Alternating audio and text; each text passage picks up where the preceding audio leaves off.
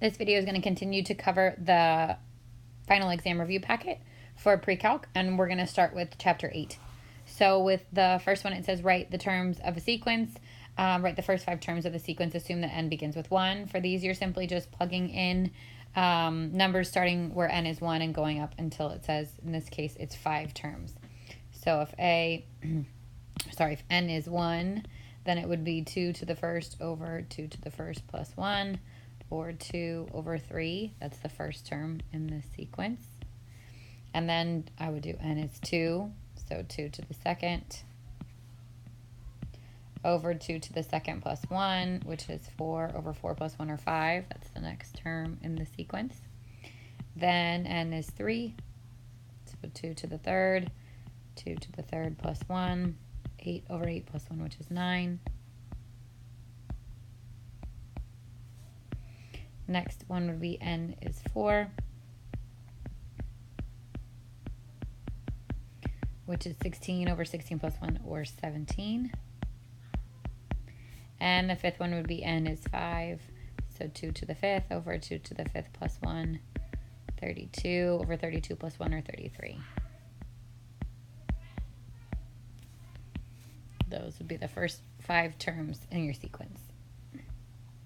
The next one says, write the first 5 terms of the sequence defined recursively. So remember, recursively means that the second one relies on the first and third on the second, and so on and so forth. So you're working with the one that came before it. So if I wanted to know what k plus 1 is, or 1 more than k, then I'm going to take the one before it, which in this case is 9, and subtract 4. So a1 is 9, a2 is 9 minus 4, which is 5. A3 is 5 minus 4, which is 1. A4 is 1 minus 4, which is negative 3. And A5 is negative 3 minus 4, which is negative 7. So in order, it would be 9, then 5, then 1, then negative 3, then negative 7. And remember, that first one is part of the series, so that's what a lot of the mistakes are made. Now we get to simplifying factorials. So remember, factorials are that number down to 1. So 18 factorial will be 18 times 17 times 16, and so on and so forth. When you've got one over the other, like we do in number 9, you want to take the larger, break it down until you hit the smaller. So this is 18 factorial over 20 times 19 times 18 factorial. And then the 18 factorials cancel. And I get 1 over 380, which is that 20 times 9.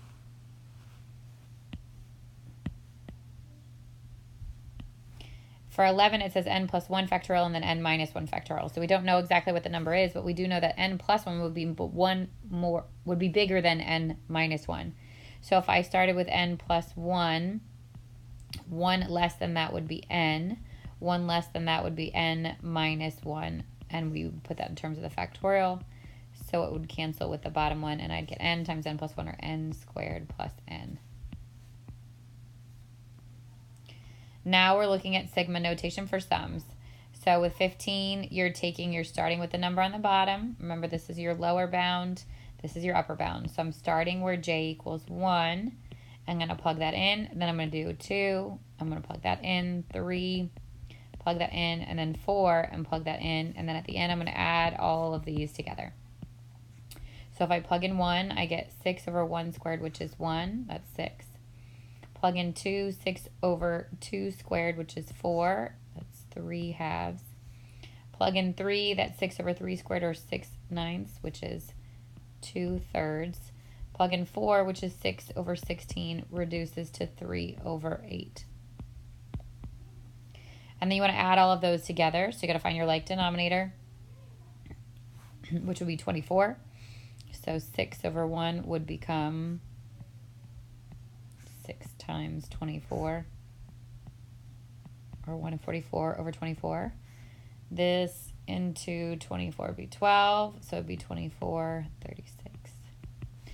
Times 8 here, and I'd get 24, and 16. Times 3 here, and I'd get 9 over 24. And then add those together. So 144 plus 36 is 180, plus 16, that's 196. Plus 9, that's 205 over 24.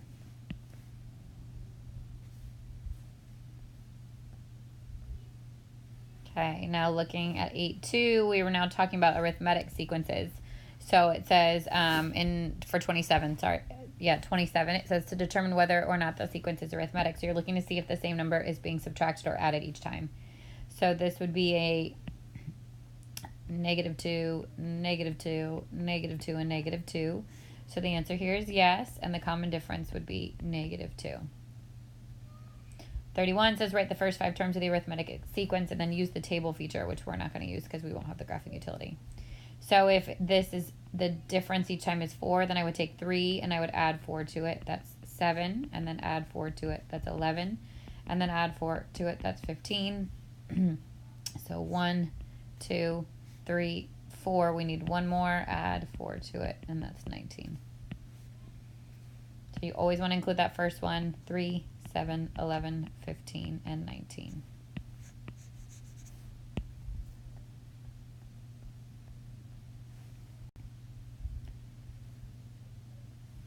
$37 was to find the formula for a sub n, and then find the sum of the first 25 terms in the sequence.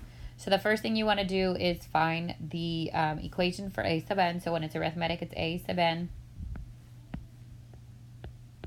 equals a sub 1 plus d times n minus 1. So for this one, it would be a sub n equals 100 plus a -3 times n minus 1, or 100 minus 3n plus 3, or 103 minus 3n. So there's the equation for a sub n. Then it says find the sum of the first 25 terms. So remember, the sum, or partial sum, is n over 2 times first plus last. So I'm going to use my, I know the first, which is 100. The 25th term, I'm going to use this equation to find. So A25 would be 103 minus 3 times 25, 103 minus 75, or 28. So then to find the sum, you're going to do 25 over 2, because that's how many terms there are, times the first, which is 100, plus the last, which is 28. So I get 12.5 times 128,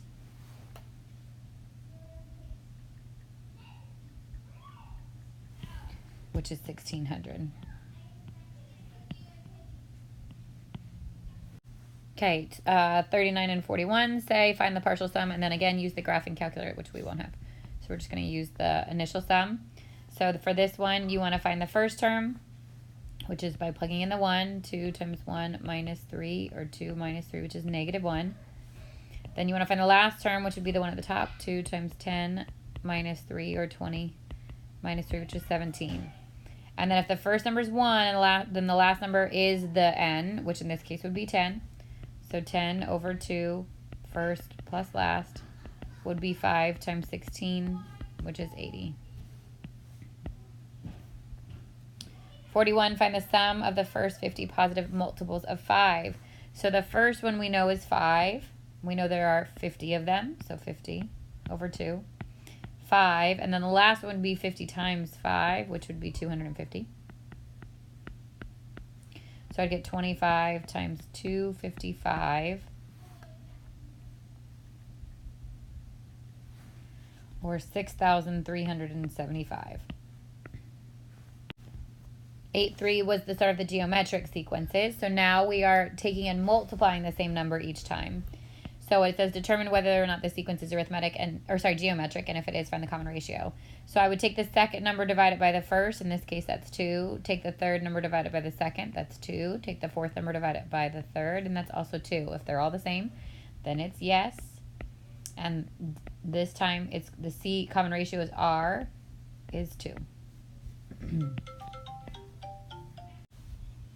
Okay, 49 says to write the first 5 terms of the geometric sequence. So this time we know that we're multiplying this number times the initial one. So 4 times the -1/4 would be -1. That's the next term. And then multiply that times -1/4, and you get a positive 1/4. That's the next term. Multiply that times a -1/4, and you get -1/16. That's the next term. and then multiply that times a negative 1/4, and you get a positive 1/64. So this is again 1, then 2, then 3, then 4, then 5. You want to just make sure that you don't forget that first one. So 4, then negative 1, then 1/4, then negative 1/16, and then 1/64.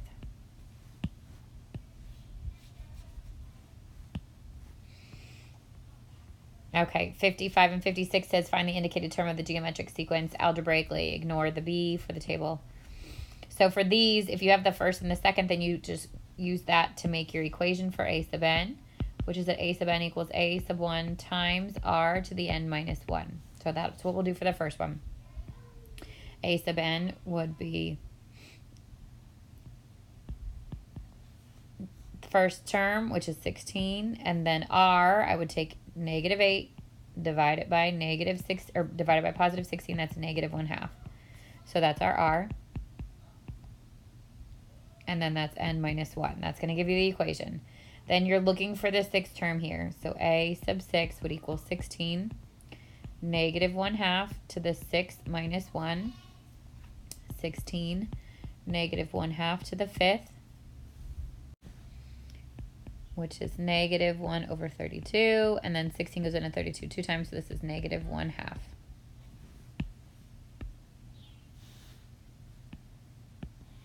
Now for 56, we don't know a sub 1, so you want to take the one with the larger base, which is the a to the 4, you're going to put it on the left. So a to the 4 would equal a to the 3rd, this is what we're given, times r, and then you want the exponent here when added to that to give you this number. So it's just r to the 1st. So it would be 1 equals 6 times r to the 1st, and r to the 1st is r. Obviously, divide both sides by 6, and I get r is 1/6. Then plug it in. So a to the 4th. If I want to get to the 9th term, then the a sub 9 is going to go on the left, equals a to the 4, or a sub 4, r. Again, this number and this number have to add up to the one on the left. So this is going to be to the 5th. So then I would get a sub 9 equals a sub 4, which is 1, times r, which is 1/6 to the 5th power. And then 6 to the 5th power.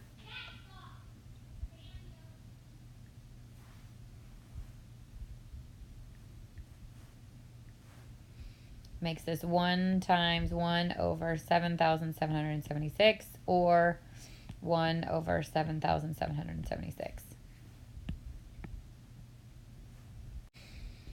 All right, 8/4 is the binomial coefficient, so this is the expansion of the binomial. So we would start with the equation for C. Remember, C and R is n factorial over n minus r factorial times r factorial. So for 67, you're going to do 10 factorial over 10 minus 8, or 2 factorial times 8 factorial.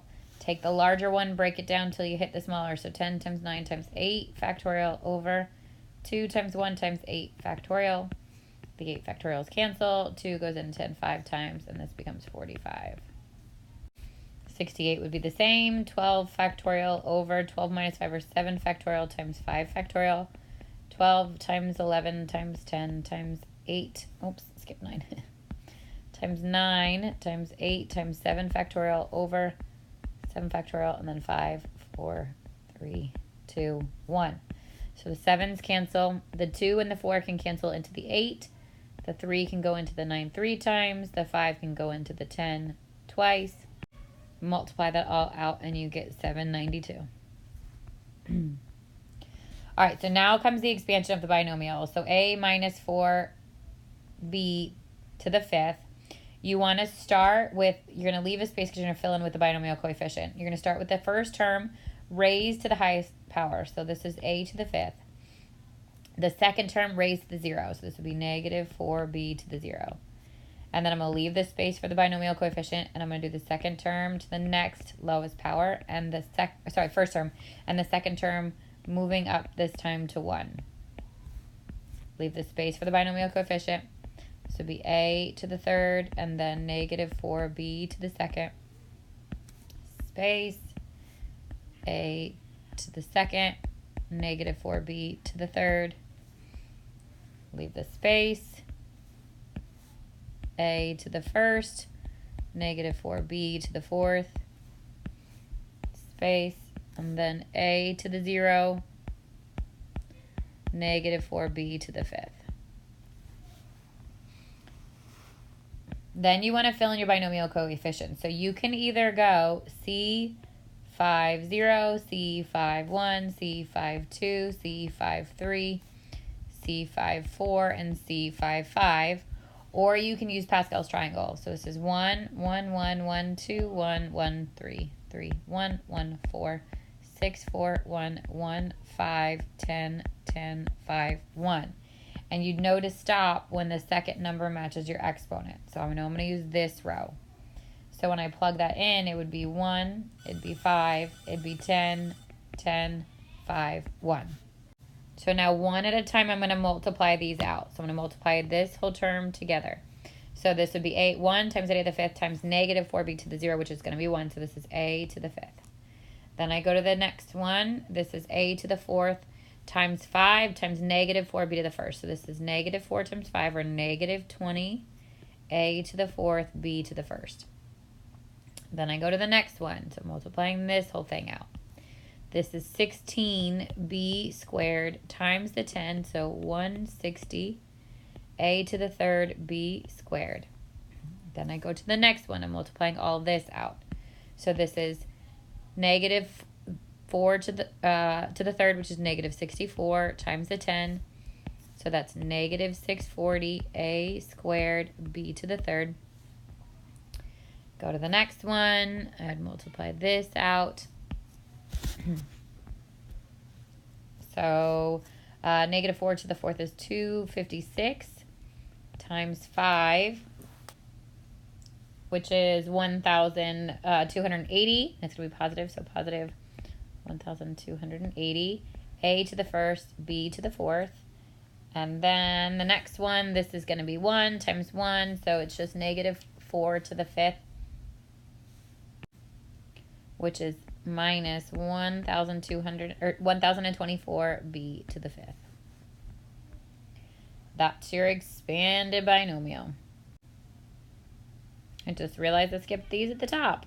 So this is from 8.3. The first one said, or 57 said, find the sum and then use a graphing utility. So again, we're going to ignore the graphing utility part because we won't have that on the test. So I want to find the geometric sequence. This time I'm going to plug in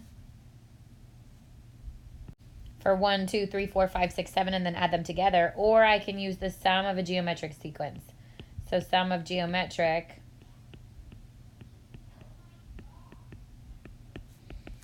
is a sub 1 times 1 minus r to the n over 1 minus r. A sub 1 is what's going to be not raised to the power. So in this case, it's 1. So 1 minus r is what's being raised to the power, which is 2. And if this is 1, then n is what's at the top, which is 7 over 1 minus r, which is 2. So I get 1 times 1 minus 2 to the 7th, which is 128 over 1 minus 2. And I get negative 127 over negative 1, or 127.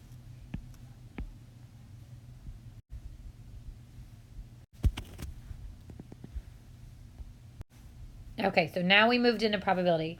79 says slips of paper numbered 1 through 15 are placed in a hat. How many ways can two numbers be drawn so that the sum of the numbers is 12? Assume that random selection is without replacement, which means that once you take it out, you do not have the option to draw that number again.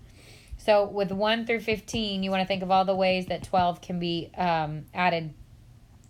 So you can do, this would be 1, 2, 3, 4, 5, 6, 7, 8, 9, 10, 11, 12.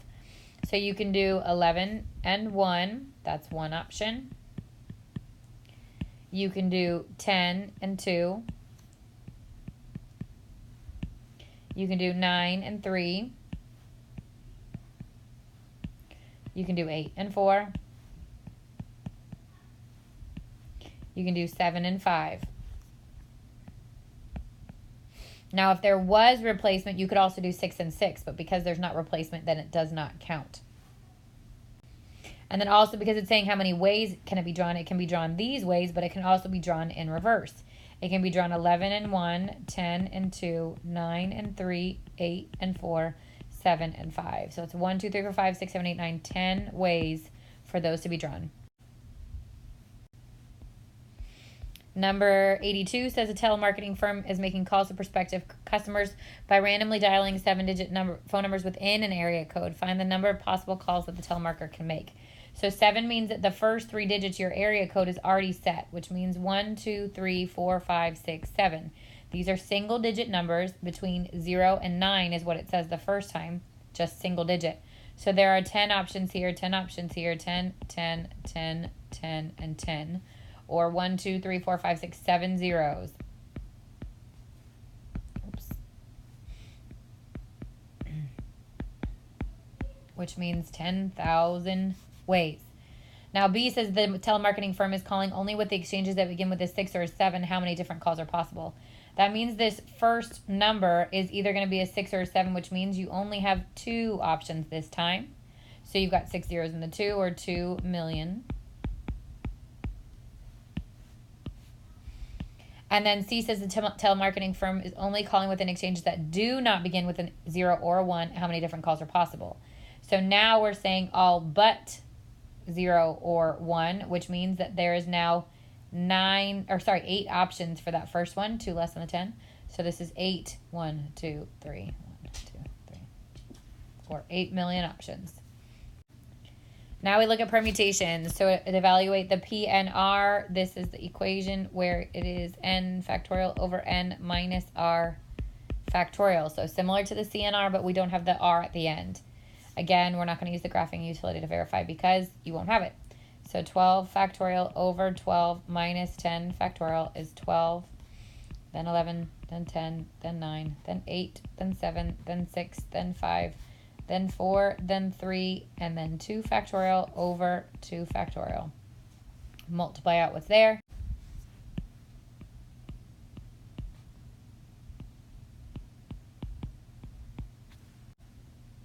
And you get 239,500,800.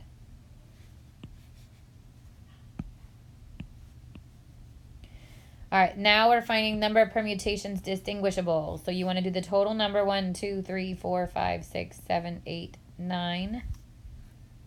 9 factorial over all the letters that repeat. So there's only one I, there's only one N. There are 2 T's, so 2 factorial. There are 2 E's, so 2 factorial. G doesn't repeat, R doesn't repeat, and A doesn't repeat. So this would be 9 factorial over, 9 times 8 times 7 times 6 times 5 times 4 times 3 times 2 factorial over 2 factorial, and then 2 and 1. This is going to cancel. 4 goes into 2 2 times. Multiply that all out, and you get 90,720.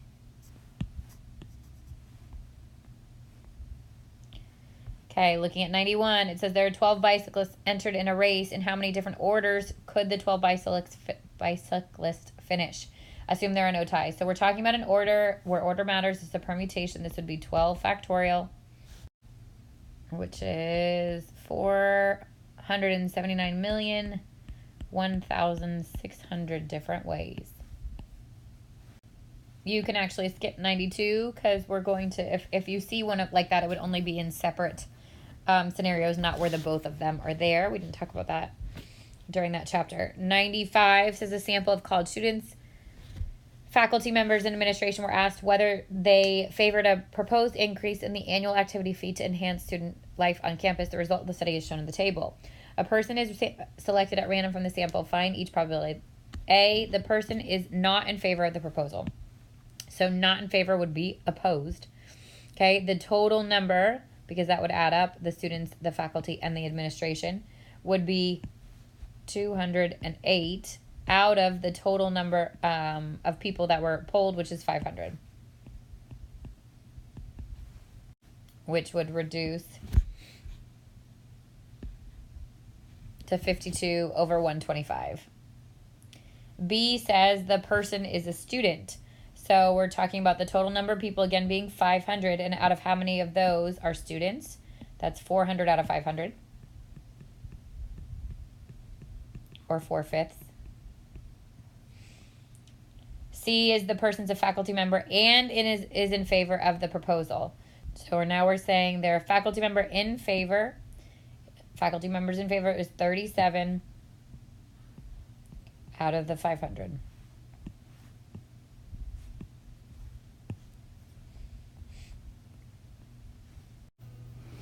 All right, chapter 9 is conics. So this one starts with the standard form of the equation of a circle. It's giving you the center at the origin, which means your HK is 0, 0. And then the point on the circle would be your XY. So you can either find the distance from the point on the circle to the origin, and that would be your radius, or you could plug it into the x minus h squared plus y minus k squared equals r squared, and then solve for r. Because it's 0, 0, it doesn't really matter. They're both probably pretty easy. Distance could be -3 minus 0 squared plus -4 minus 0 squared, -3 squared, -4 squared, which is 9 plus 16, or square root of 25, which is 5. So that's going to be your radius. When you plug this back in, it'd be x minus 0, so it's just x squared, plus y minus 0, so just y squared, equals 5 squared, which is 25. Number 9 says to write the equation of the circle in standard form, then identify its center and its radius. So we're completing the square. We're going to group together the x's and the y's.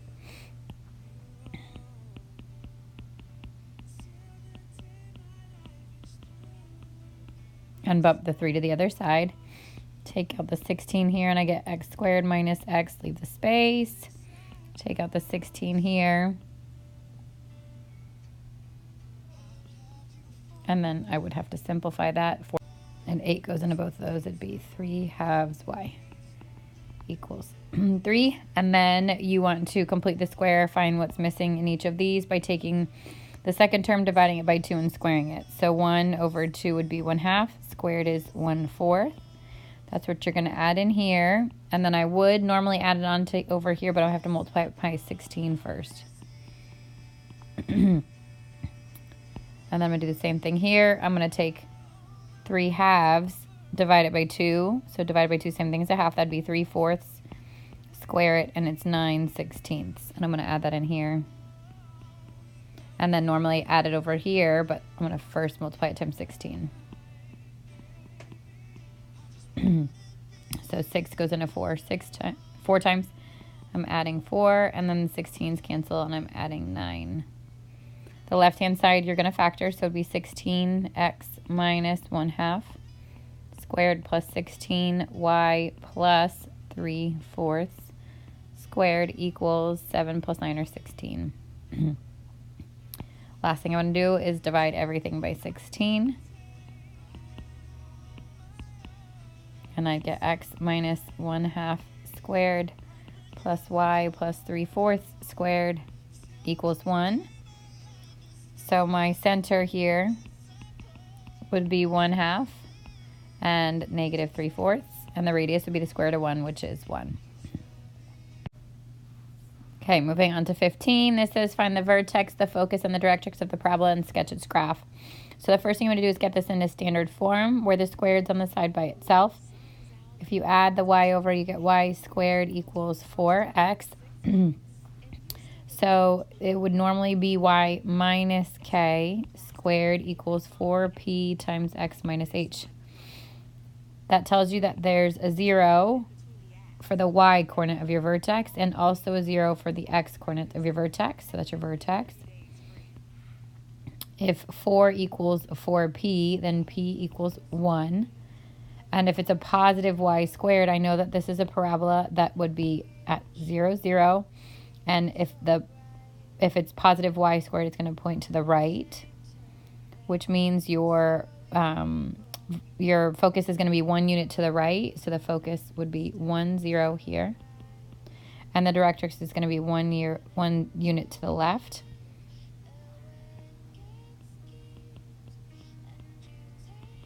which is going to be an x equals -1. Number 19 says find the standard form of the equation of the parabola with the given characteristics. So a vertex at 0, 0, and a focus at 4, 0 means my parabola is facing to the right. This is a y squared with a positive p, and p is 4. Vertex being at 0 means this is y squared equals 4 times 4, because that's p, and then times x.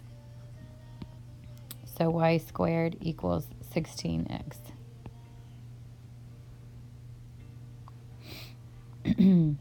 Number 27 starts the section on ellipses. So it says to find the center of the vertex, the foci, and then we're not going to worry about the eccentricity of the ellipse. Sketch its graph. Use the graphing utility to verify. We won't do that either because we won't have the graphing calculator.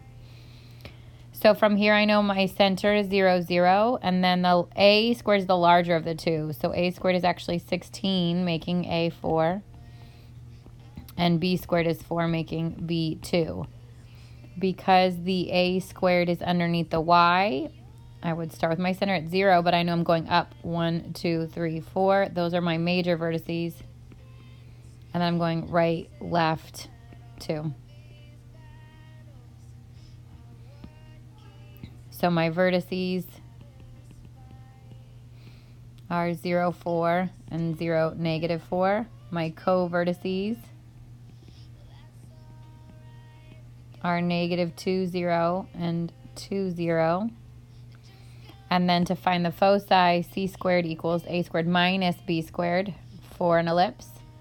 So c squared equals 16 minus 4, which is 12. C would equal square root of 12, which is going to be 2 root 3.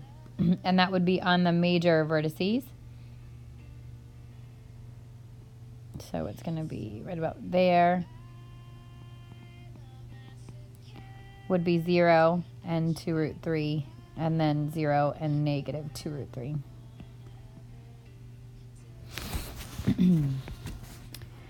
(29) My center is now shifted. So center is -1, 2. The a squared is 49, making a 7. The b squared is 25, making b 5. A squared is again underneath the y, so this time it's again a vertical ellipse. I'm going to plot my center, -1, 2, and I'm going to go up and down A. 1, 2, 3, 4, 5, 6, 7. 1, 2, 3, 4, 5, 6, 7. And then right and left B. 1, 2, 3, 4, 5. 1, 2, 3, 4, 5. So again, center, -1, 2. The vertices come from adding and subtracting to the y. Vertices would be -1 and then 2 plus 7, or 9. And -1 and 2 minus 7, -5. Co-vertices are on the x. So this time I do -1 minus 5, -6, 2, -1 plus 5, 4, 2. And then to find the foci, I would say that c squared equals 49 minus 25, which is 24. C squared would equal 24, and c would equal the square root of 24, which is 2 root 6. And that's going to be along your major axis. So to the to the actual x, you're going to keep the x the same,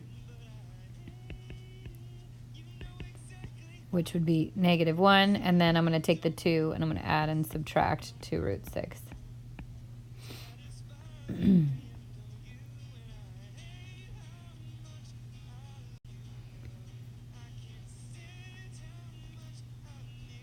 Okay, number 31 says find the standard form of the equation, find the center of the vertices, foci, and we're going to again skip eccentricity and then sketch the ellipse. So first thing you got to do is complete the square again. So I'm going to group the 16x, 32, the 9y, the 72, and I'm going to bump the 16 to the other side. So then I want to take out the 16.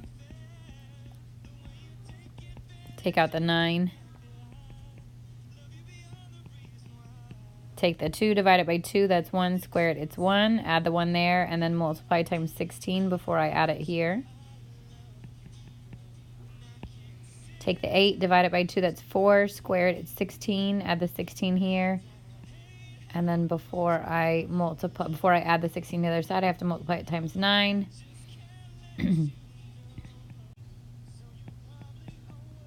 So these cancel. I get 16x minus 1 squared plus 9y plus 4 squared equals 144. I want to divide everything by 144.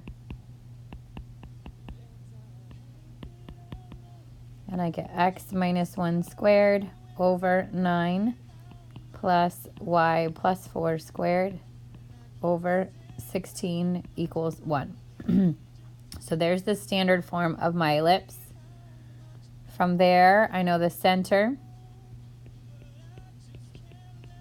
is 1, negative 4.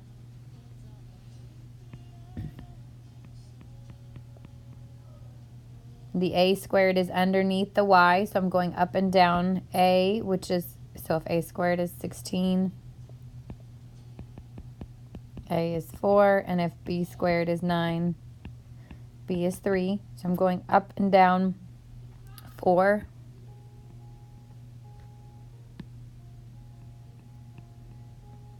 Right and left 3.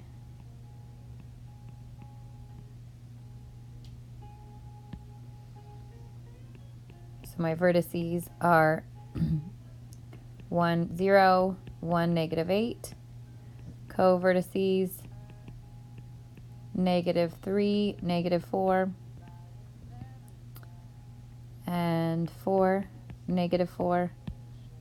And then c squared equals 16 minus 9, which is the square root of 7. And that's going to be on the vertical. So I'm going to add it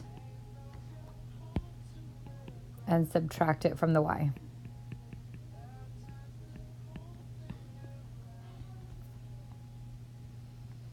Number 35 says find the standard form of the equation of the ellipse with the given characteristics. Vertices at plus and minus 5. 0, 1, 2, 3, 4, 5. 1, 2, 3, 4, 5. Plus and minus 4, 1, 2, 3, 4. 1, 2, 3, 4. So this is what my ellipse looks like. From there I know my center is 0, 0, and I know that this is wider than it is tall, so that the a squared is going under the x. I know that the a is 5 and the b is 4. So I'd get x squared over 5 squared, which is 25, plus y squared over 4 squared, which is 16, equals 1.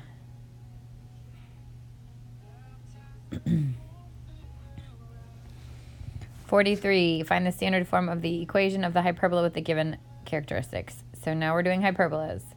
So 4, 1, 2, 3, 4, 1, 2, 3, 4, and foci 1, 2, 3, 4, 5, 6, 5, 6. So center 0, 0. It's horizontal, which means the x squared gets the a squared, and then the minus y squared over b squared. The a is 4, and the c is 6. So the only other piece of information you need is b. C squared equals a squared plus b squared for hyperbola. So 36 would equal a squared 16 plus b squared. B squared would equal 20. And actually we don't need it because we're just plugging it into the equation. That's all we need.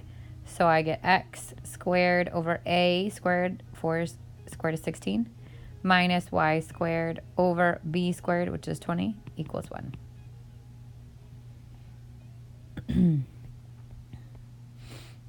Okay, these are classifying. So we want the relationship between a and c. For number 55, a is 3 and c is 2. They're not the same, but the products would be positive, which means that this is a ellipse. 56, A is 4, and C is 4. They are the same, so this is a circle.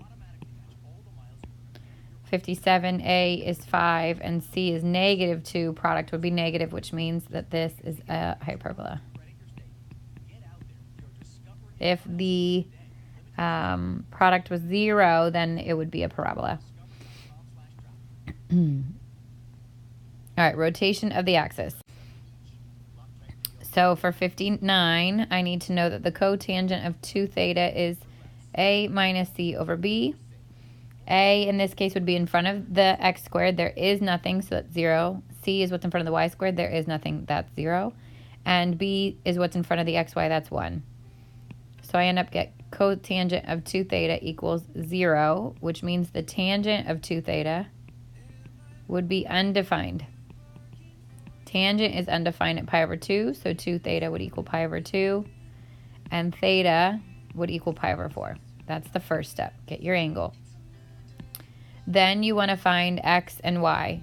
So these equations will be given to you, but x equals x prime cosine of theta minus y prime sine of theta, and y equals x prime sine of theta plus y prime cosine of theta.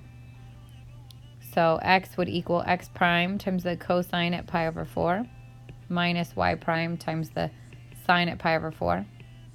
Y would equal x prime times the sine at pi over 4 plus y prime times the cosine at pi over 4. We know pi over 4 has the coordinate point of root 2 over 2 and root 2 over 2. So you can plug those values in. X equals x prime root 2 over 2 minus y prime root 2 over 2. Or root 2 x prime minus root 2 y prime over 2. And y prime equals x prime, or y equals, sorry, x prime times root 2 over 2 plus y prime root 2 over 2. So I get root 2 x prime plus root 2 y prime over 2. That's the next checkpoint. So you'll get points for that as well. Then you want to take those and you want to plug them into your original equation.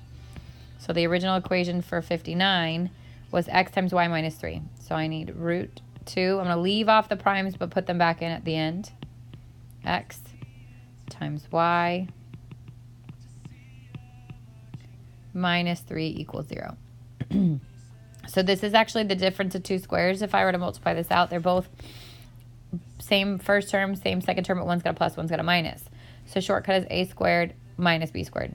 So the square of the square root of 2x would be 2x squared. The square of 2y, root 2y, would be 2y squared. And you put a minus between. And then 2 times 2 is 4. I'm going to bump the 3 to the other side. You can do this two ways. You can either split this, so it would be 2x squared over 4 minus 2y squared over 4 equals 3. Reduce it, but you're going to eventually want to get it equal to 0. So you might equal to 1, sorry. So you might as well, from this point, if you want to get rid of the 4, multiply by 4. So it'd be 2x squared minus 2y squared equals 12. And then divide both sides by 12, which would be the same thing as from this step, dividing both sides by 3. You'd get the same answer. So from here, I get x squared over 6 minus y squared over 6 equals 1. One last step is just to put those primes back in. So there's the standard form of my equation. Now from here, I have to identify if it's a minus, this is a hyperbola.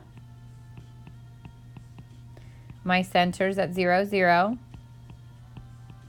My a squared and b squared are both 6, which would make a root 6, which is a little bit bigger than root 4, so maybe a 2.4. So then I want to graph. First thing you have to do is rotate the axis. If my rotated axis is pi over 4, then I'm going to rotate it to pi over 4. I'm going to plot my center at 0, 0. I'm going to go right 2.4, left 2.4, up 2.4, down 2.4. I'm going to make the little box. And then I'm going to draw my asymptotes. And because the x squared is positive, this is a horizontal. That would look like that. Okay, 61 is actually and after the next question, because I realized that I skipped 49. So 49 says find the center, find the standard form of the equation of the hyperbola, find the center, the vertices, the foci, and the eccentricity. Again, we're going to ignore that and then sketch the hyperbola. So we're going to be completing the square again. 9x squared minus 18x minus 16y squared minus 32y equals 151. Take out the 9. Take out the negative 16, which changes that to a positive 2 on the inside. 2 divided by 2 is 1. Square it, it's 1. Add it, but after you multiply it times the 9, so I'm adding 9. 2 divided by 2 is 1. Square it, it's 1. Multiply it times a negative 16. This time you're subtracting 16. So I get 9x minus 1 squared minus 16y plus 1 squared equals, this is a negative 7, so that's 144. Divide by 144. And I get x minus 1 squared over 16 minus y plus 1 squared over 9 equals 1. So I know it's a hyperbola. It's got the minus between. I know my center is at 1, negative 1. A squared is what's ever positive, so 16. A is 4. B squared is 9. So B is 3. If you want to plot your curve, 1, negative 1 to the first term is x, so this is going right and left the A, so 1, 2, 3, 4. 1, 2, 3, 4. Those are your vertices. Negative 3, negative 1, and 5, negative 1. Up and down the 3, 1, 2, 3, 1, 2, 3. Those are your co-vertices. 1, 2, and 1, negative 4. And then you would make yourself your little boxes, asymptotes through the corners. And we said that the x squared is first, which means it's horizontal. So it's going to look like that. You also need your foci. C squared equals a squared plus b squared for a hyperbola. So 16 plus 9 would be 25. C would equal 5. And that's on the horizontal. So I'm going to take my vertices and add and subtract 5 from it. So 1, or not my vertices, sorry, my center. 1 minus 5 is negative 4, negative 1, and 1 plus 5 is 6, negative 1. And the last thing to find is the the asymptotes, which is y equals k plus and minus, this is horizontal, so b over a, x minus h. Y would equal k, which is negative 1, plus and minus b, which is 3 over 4, x minus 1 for the h. Okay, I'm going to work through 61.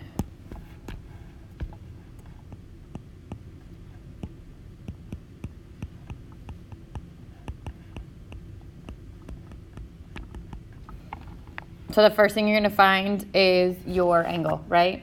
So cotangent, and this I won't give you. So cotangent of 2 theta equals a minus b over, no, I had it right the first time. A minus c over b, okay? That's one of the ones you've got to memorize. So the a is what comes in front of the x squared. In this case, a is 5. The b is what's in front of the xy. This case, b is negative 2. And the c is what's in front of the y squared, which in this case is 5. So I'd get the cotangent of 2 theta equals 5 minus 5 over negative 2, 0 over negative 2, which is 0. So you'll have your unit circle, but remember it's not going to have the tangents on it, okay? Your tangents, so at pi over 2, at 0, it's 0 because y over x would be 0. At the top, it's undefined. And then at pi over 6, it's root 3 over 3. At pi over 4, it's 1. And at pi over 3, it's root 3. So I have cotangent equals 0. If I'm looking at my unit circle and I've added on the tangents, I need to flip that.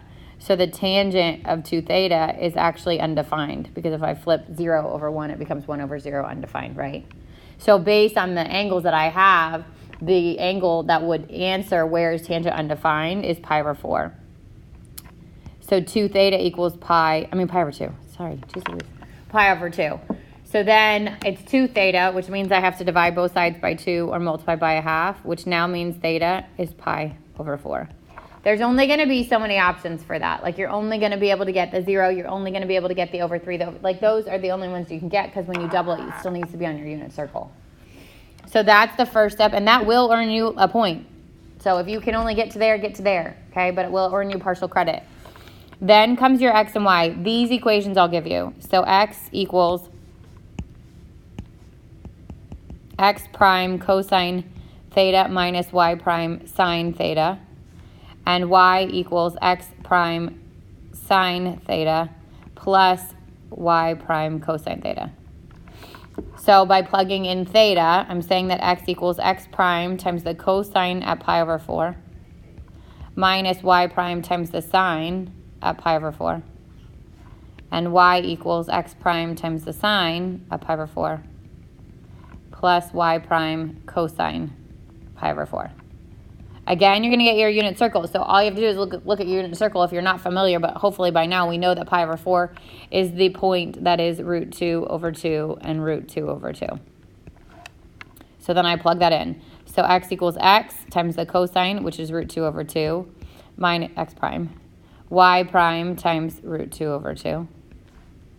Y equals x prime root 2 over 2 plus y prime root 2 over 2. So I put this together all as 1 because they all have the same denominator, which is 2. And I get root 2 x prime minus root 2 y prime all over 2. Y equals root 2 x prime plus root 2 y prime all over 2. That will earn you another point. So now you're 2 of the 4 by just doing that, okay? Then the chunk of the work comes by now taking these. I have to take the x, and I have to plug it back in everywhere there's an x. I have to take the y, and I have to plug it back in everywhere there's a y. So to that initial equation, I would get 5 root 2. I'm going to leave off the primes, but I'll put them back in at the end because they are part of my answer. Squared minus 2 times root 2x minus root 2y over 2 times root 2x plus root 2y over 2. Plus 5 times y squared. So root 2x plus root 2y over 2 squared minus 12 equals 0. Now you've got your 2 tricks that are going to help you here. One is if you are raising a binomial to a power, then I can square the first, square the last, and then double the product in the inside. So if I do that for this, 5 still on the outside, I square this one, that would be 2x squared. I square this one, that would be 2y squared. Multiply the 2 together, so root 2 times root 2 is 2. Double it, it's 4. And it'd be negative because that term's a negative in the middle. So negative 4xy over 2 squared, which is 4. Then I go to the next one, minus 2. This time, this is the difference of 2 squares. If they were both the exact same terms, but one's a plus and one's a minus, it's a difference of 2 squares. And I could do this first one squared, which would be 2x squared, minus the second one squared, which would be 2y squared, over 4. Then I go to the next one, so plus 5. And this time it's another binomial squared. So square the first term, 2x squared. Square the last term, 2y squared. Double the product. So product would be 2xy. Double that, and I'd get 4xy all over 2 squared, which is 4. And I'm going to bump the 12 to the other side because it's going to go there eventually. Good so far. Everything's 4 in the denominator, so I'm going to multiply the entire equation by 4. It's going to cancel, cancel, cancel, and then I'm going to have to multiply by 4 on that side.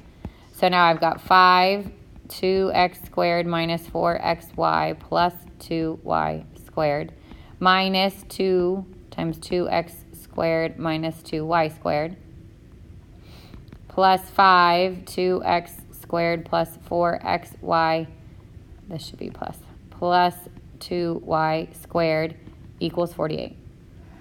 Now I'm going to distribute in the coefficient on the front of each of these. So this becomes 10x squared minus 20xy plus 10y squared. Do the same thing with the next one. Negative 4x squared plus 4y squared. Do the same thing with the next one. 10x squared plus 20xy plus 10y squared equals 48, which is on the other side. Now from here, you want to cancel out your terms, and the first ones you should look for is your xy, because that's the whole goal of there. If the xy doesn't cancel out, then you know you did something wrong. So I've got a positive or negative 20xy, and I've got a negative 20xy, or positive and a negative. Those are going to cancel out, so at least I know that I did that part correctly. Then I want to combine together all the x squared. So 10 plus 10 is 20 minus 4 is 16x squared. And then I want to combine together all my y squareds. 10 plus 4 plus 10, that's 24, equals 48. Then I'm going to have to, in order to get it into standard form, the last one has to be 1. So I'm going to divide everything by 48. So I get x squared over 3 plus y squared over 2 equals 1. If I'm going to give this answer, the primes have to come back in.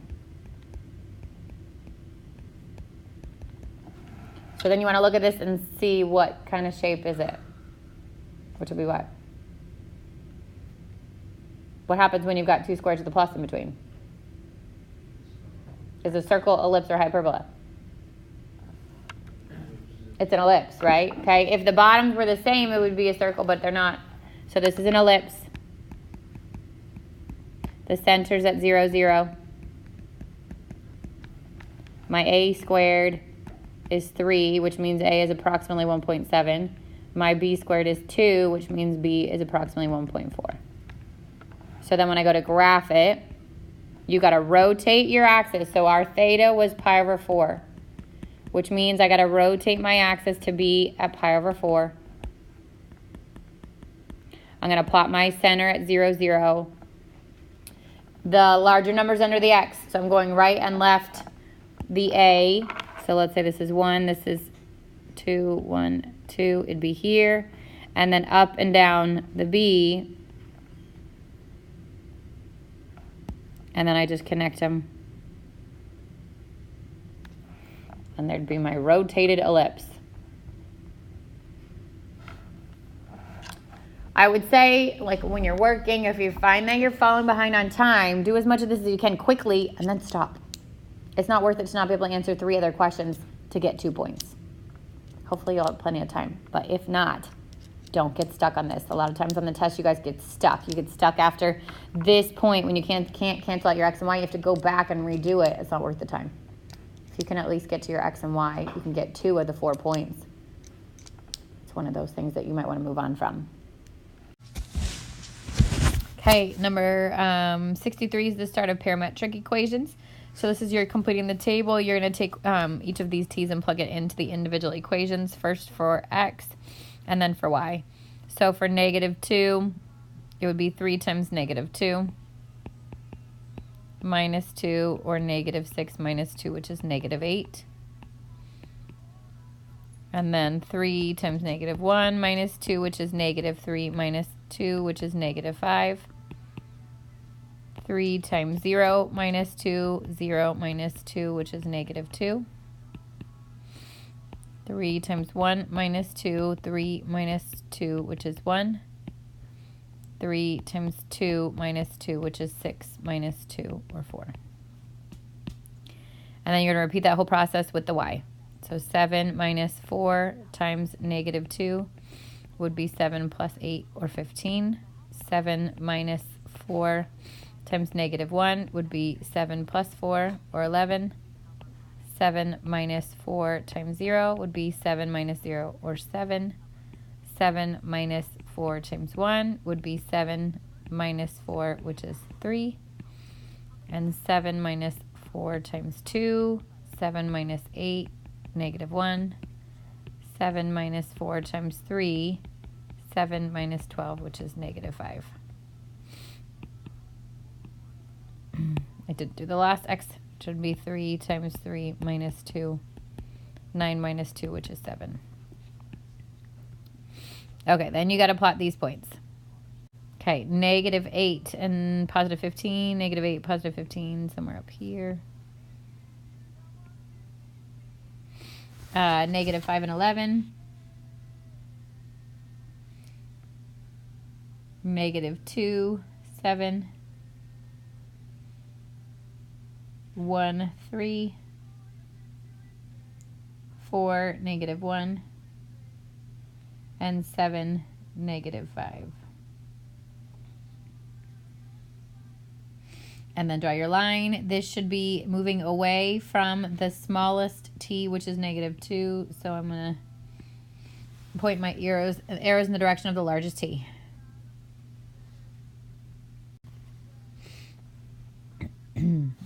All right, 65 says sketch the curve represented by the parametric equations, indicate the orientation of the curve, eliminate the parameter, and write the corresponding rectangular equation whose graph represents the curve. Adjust the domain of the resulting rectangular if necessary.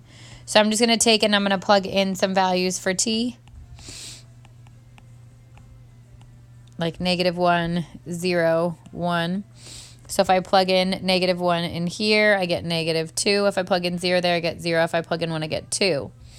If I plug in negative 1 here, I get negative 4. I plug in 0, I get 0. I plug in 1, I get 4. Now when I plot these points, I'd get negative 2, negative 4. 0, 0, 2, 4. Pointing away from the smaller one towards the larger one. So it'd be something like that. Then it says eliminate the parameter. So I want to solve one of these variables or one of these equations for t and take it and plug it into the other one. So let's say I just use the first one. I'd have to divide by 2. So t would equal x over 2.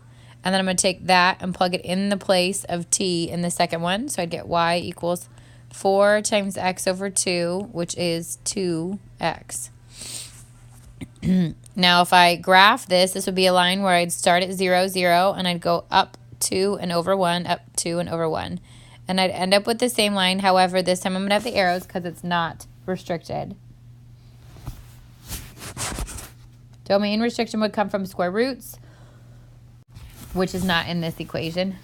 Or, like a variable in the denominator, which isn't in this one. Okay, looking at 83, it says find the set of parametric equations to represent the graph of the given rectangular equation using the parameters a, t equals x, and b, t equals 1 minus x. So these are two different questions. The first one I'm going to do is a. My first parametric is the one that has the t. So I already have x equals t. That's my first parametric. But then I have to take and plug in for the x to get the second one. So I'd get y equals 6 times t plus 2. And then here's my set of parametric equations. For b, the parametric equation again is given as t equals 1 minus x. So I need to solve that for x. So t equals 1 minus x. I'd add the x to the other side and then subtract the t. And that's my first. And then I'm going to take this and I'm going to plug it in for the x. So I get y equals 6 times 1 minus t plus 2, or 6 minus 6t plus 2, which is 8 minus 6t. And then there's my second equation. So x equals 1 minus t is the first. Y equals 8 minus 6t. That's your second. Okay, 101 and 102. We are plotting the point. So I'm going to pull in a polar coordinate grid, and then we're finding the corresponding rectangular coordinates. All right, for 101 and 102, first thing I did was plotted these points.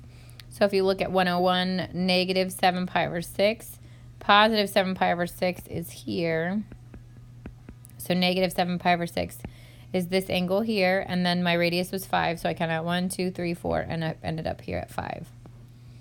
For negative 4, 2 pi over 3, 2 pi over 3 is here, but because it's negative, I'm moving in the opposite direction, 1, 2, 3, 4, and that's that point there. Then to convert these two, which is this work here, the equation is r cosine theta comma r sine theta. So r cosine of negative pi over 7 pi over 6 and r, which is 5, sine negative 7 pi over 6. I plug in the coordinate point, which is 5 times negative root 3 over 2 and 5 times positive 1/2, and I get negative 5 root 3 over 2 and 5/2. For 102, my theta is 2 pi over 3, so it's negative 4 cosine 2 pi over 3, negative 4 sine 2 pi over 3. I get negative 4 times negative 1/2 and negative 4 times root 3 over 2, which reduces to 2 times 2 and negative root 3 over and negative 2 root 3. All right, 107 said to plot the rectangular point, which is here, 0, negative 9 just shifts down down 9 points. Then I want to convert into polar. So this is radius r squared equals x squared plus y squared. Tangent of theta equals y over x. So r squared equals 0 squared plus negative 9 squared. That gives me r squared is 81, r is 9. Tangent of theta is negative 9 over 0, which is undefined. There's 2 spots on my unit circle in which tangent is undefined, which is at pi over 2 and 3 pi over 2. But because we originally plotted this point here, we know to pick the 3 pi over 2, so I know tangent is 3 pi over 2. R is 9, and that's my first point. But then it said to find 2 sets of coordinate points between 0 and 2 pi. So there's 2 options to finding the second set. One is leave r the same and add and subtract even multiples of pi, like 2 pi. If I add 2 pi to this, it's too big. If I subtract it, it's too small. So the other option is to change the sign on the r and then add and subtract odd multiples of pi. So I make r negative 9. Add 2 pi, it's 2, or add pi, and it would be 5 pi over 2, that's too big, but subtract pi like this, and I get 2 pi over 2, which is the other point that falls within that range.